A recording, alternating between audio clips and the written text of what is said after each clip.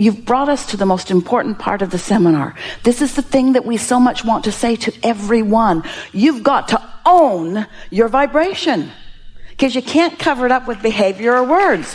You got to own it. You got to admit how you're feeling, not for them. We don't mean admit it out loud to them, because it would rain down unpleasantly. We mean you've got to own how you feel. Otherwise, you don't know when you've calibrated an improvement. You got to own how you feel. Otherwise, you don't understand what's coming back to you and why. It feels like their fault. When you have the misunderstanding that there's assertion going on and that you're being criticized unfairly and unnecessarily, then you just withdraw more and more and more and more and more and more and more until you come to this place where you said to us, I don't even know what I want. And the reason you don't know what you want is because you've been afraid to let yourself want, because you've been feeling like you're being criticized because you believe a flawed premise, which is other people can assert into your experience, and it's not true. Helpful? A little bit? So I'm being the one that's criticizing myself? Not so much that you're criticizing yourself as you're criticizing those who you think are criticizing you. You're not saying anything because you don't trust them to like you. You don't trust them to have positive thoughts about you. And you know why? Because they don't have positive thoughts about you. And you know why? Because you don't have positive thoughts about you. In other words, it's attraction, attraction, attraction, attraction, attraction. So when we say you got to own it when something comes up, you got to acknowledge how you feel. So let's take a situation. You can give us as much detail as you want. What situation has happened recently or frequently where you don't say something because you're afraid you're going to be criticized? Just give us an example. This will be helpful to everyone. With my daughter, who's an adult and who is reacting to a situation around the death of a young 9-year-old boy in our extended family lately, and how I felt that she could have been more compassionate and reached out. And I just was very careful how I said what I wanted to say to her. What would you have liked to have said to her? It's not always all about you, and sometimes even though you don't want this in your energy field, you still need to show compassion to people and reach out and tell them you're thinking of them. And what else? You're being selfish. And what else? Not regarding that situation, but what else? That selfish part as it relates to you. You just reach out when it's for you and never for us or anyone else. Only when you need something from us. And that makes you feel not important. Correct. Abandoned, not loved, not seen, not appreciated. All the things that you've done for her. And she's all wrapped up in her little world, or her big world, and she doesn't reach out to you. And you feel abandoned. Like I was a bad parent at some point. Where did I go wrong? All right. You see what just happened is you just owned your vibration. You let yourself own it. You let yourself feel it. And frankly, anybody would. It's a knee-jerk reaction to something like that when the premise of your life is as it has been. I'll do nice stuff for you and you do nice stuff for me, and it's all about action and behavior and things like that. And so I feel like you're not doing your fair share of giving and you're doing more than your fair share of getting. Now, let's move to the other side of the page. Trying to set that aside, ask yourself these questions. We're going to stay on that subject a little bit just to see if we can get a jump start from it. Is my daughter someone who loves more or hates more? Loves more.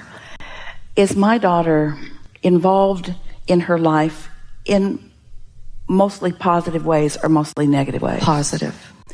Is my daughter really succeeding at life or failing at life? Succeeding. As a parent, can I lay claim to any of the good stuff that's coming to her? Did I do something right or did I do everything wrong? I did some things right. Do I want to tune to my inner being or to other people? My inner being. Do I want my daughter to tune to her inner being or to other people? Her inner being. Does my daughter mostly tune to her inner being or to other people? Her inner being. Does my daughter jump through hoops to please all of us, or does she march to the beat of her own drum? Oh, she's marching. Is my daughter sort of, whether she knows it or not, acting like Abraham teaches? Or more and more. So has anything gone wrong here, or is this happening to help me sort out some things in me? Am I trying to get her to behave like most of the world behaves, who's suffering? Or do I want to revel in what she's discovered that keeps her in a joyous place? Can my daughter get sick enough to help sick people get well, and poor enough to help poor people become prosperous, and confused enough to help confused people become clear? Or do I want her to find ways to calibrate herself into her greatest strength? I do. And so, has something bad happened here as she stirred this up in me? Or has something good happened as she stirred something up in me? And do I want my own power and my own clarity and my stability? Do you? I do. But how does that work with just sometimes doing the right thing? So what's been confusing you is that when you're doing what the world has taught you is the right thing and it doesn't feel good, and your daughter is doing something different than what the world does and it does feel good, you're grappling with, is it really the right thing to feel good? Shouldn't I be suffering like everyone else?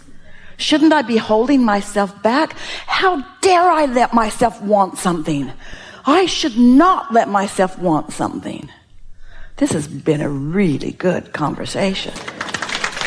Really good conversation.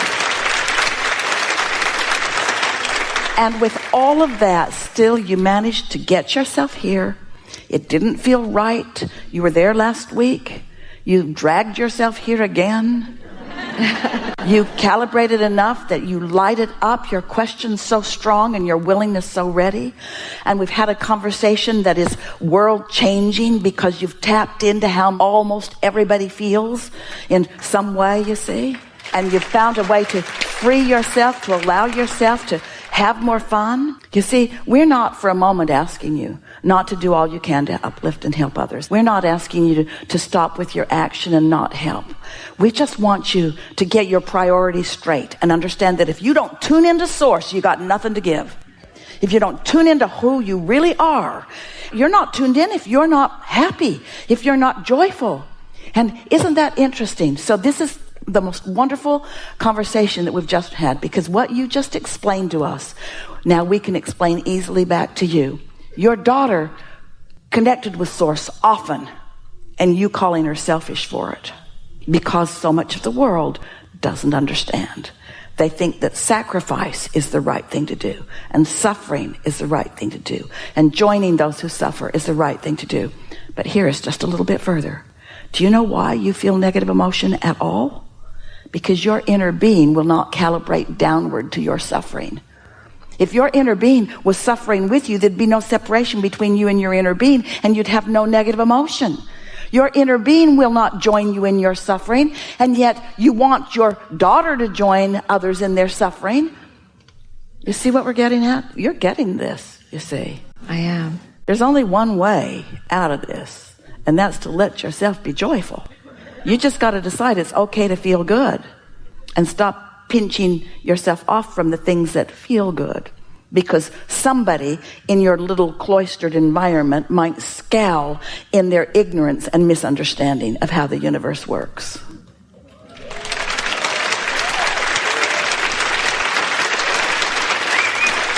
Such an interesting thing. So many people would say, I want to be rich, but they hate rich people. Contradiction going on. But what we're getting at is, you want to be happy, but when you see someone being happy, when you don't feel happy, it doesn't seem like they should feel happy. They should feel bad with you. And we say, you have trained one another pretty well. You've trained each other to calibrate to you because you throw fits and you're their boss, or you have some leverage over them, so you can train people to calibrate down. You can manipulate through behavior, and you can get a whole lot of people to calibrate down.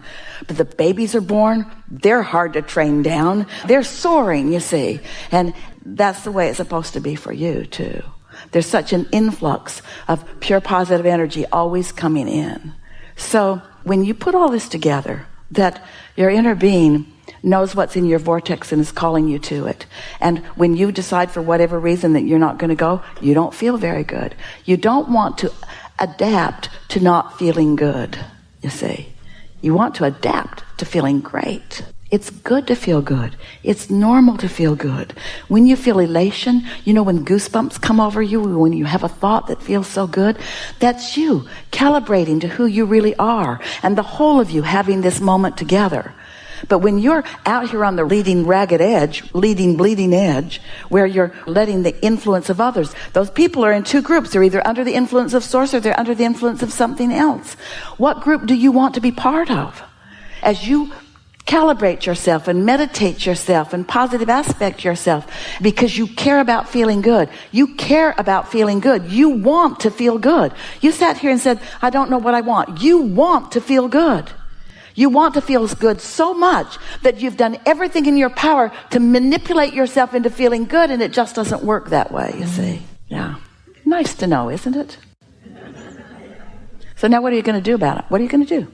Good question. Well, we know one thing for sure. Next time your daughter is selfishly happy, you'll be more likely to revel than criticize. You're going to be different next time in that. You're going to understand more clearly. And that's probably enough. Yeah, really good. Really good. Really good.